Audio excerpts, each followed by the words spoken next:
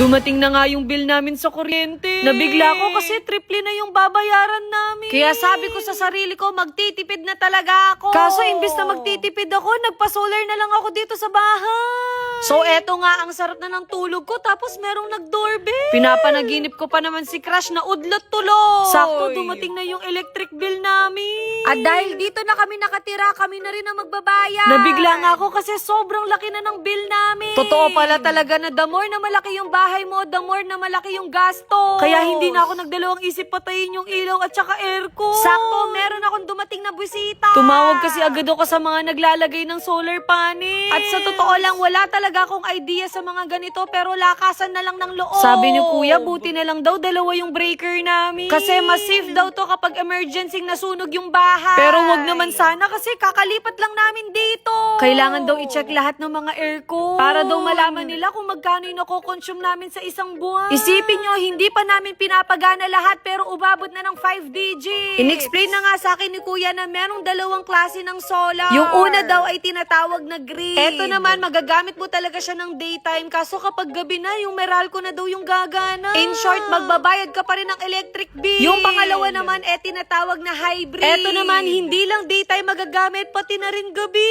At kahit mawalan ng power, may kuryente kayo sa bahay. At malaki din daw yung chance na mag-zero daw yung bill namin. Opo, mas maganda talaga ang hybrid pero maganda din ang presyo. Parang mapapa-extra kayod tayo na ito Naloka nga ako kasi may padrone pa si na Kuya. Kailangan daw kasi i-check yung bubong natin para malaman kung saan daw ilalagay yung mga solar panel. Sigurado maraming magtatanong na gumastos na naman tayo.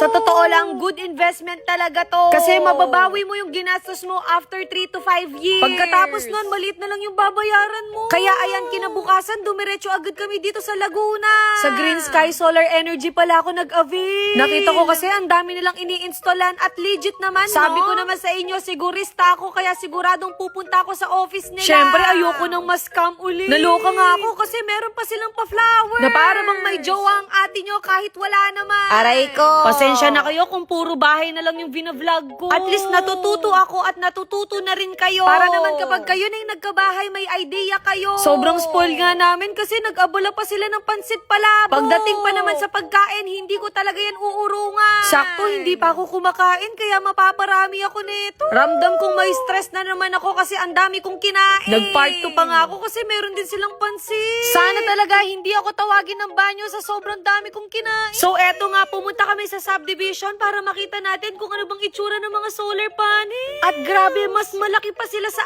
akin. 30 kilos nga yung bigat dito kaya hindi ko talaga mabubuhat yan. Alam niyo naman ako, mahilig lang ako maglaro ng ganda-gandahan. At dahil umabot ng 10 to 15,000 yung bill natin, kailangan daw 12 kilowatts yung i-avail ko. Naloka nga ako kasi 17 solar panels ang ilalagay sa bubong natin. Good luck talaga sa bubong namin, Nabigla nga ako kasi dalawa pala yung branch nila. At eto na nga yung pinaka nakakaiyak, yung bayaran na. Kung alam nyo lang, hindi talaga ako natulog ng isang araw kakaisip. Kasi malaki talaga yung ilalabas mo dito, lalo na hindi naman ako nagtatain ng pera. Wala nang urungan kasi napirmahan ko na.